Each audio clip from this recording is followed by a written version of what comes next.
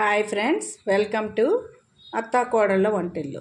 ఈరోజు మనం చూసారు కదా, ఇది కొత్తిమీర.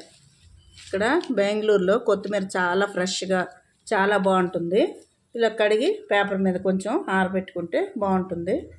నేను పెద్ద కట్ట తీసుకున్నాను, ఒక 100 గ్రాముల వరకు ఉంటుంది.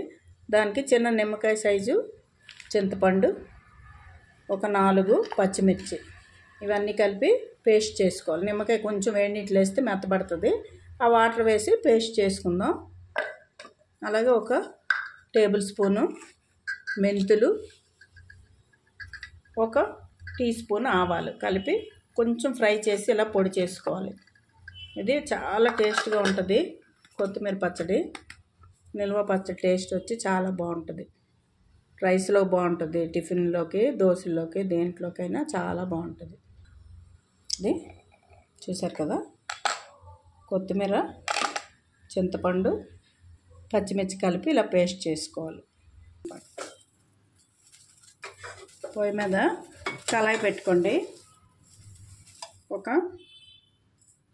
3 టేబుల్ స్పూన్స్ ఆయిల్ వేసుకోండి.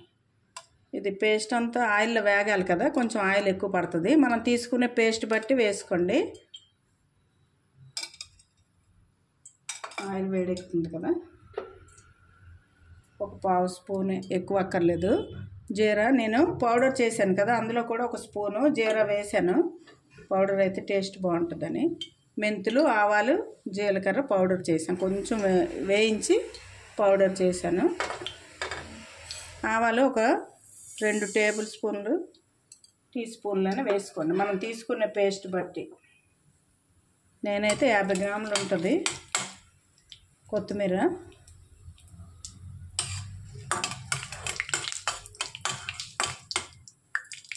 ఆవాలు బాగా చిటపట్లాడాలి. ఆవాలు ఎంత బాగా వేగితే మన పచ్చడికి అంత టేస్ట్ బాగుంటుంది.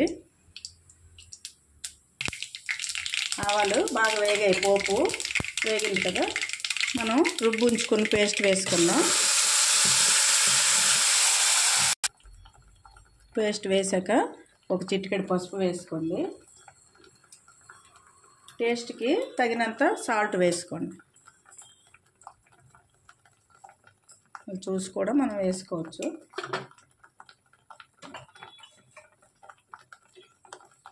ఇది కొంచెం దగ్గరికి అయ్యే వరకు కలుపుతూ, అడుగు పట్టకుండా కలిపి బాగా దగ్గరకు అవ్వాలి.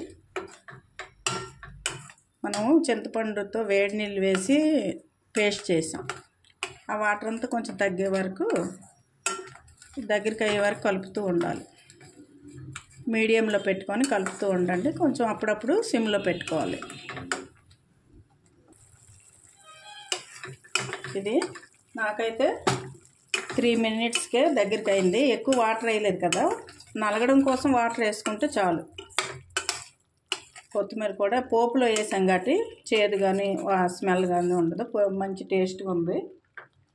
మనం చేసి ఉంచుకున్న పౌడర్ ఉంది కదా, మనం తీసుకునే దీన్ని బట్టి వేసుకోవాలి.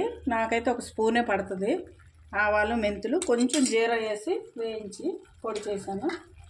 అలాగే ఈ టేస్ట్లన్నీ కరెక్ట్గా ఉండడం కోసం ఒక చిటికెడు షుగర్ కానీ చిన్న బెల్లం ఉన్నా వేసుకోండి.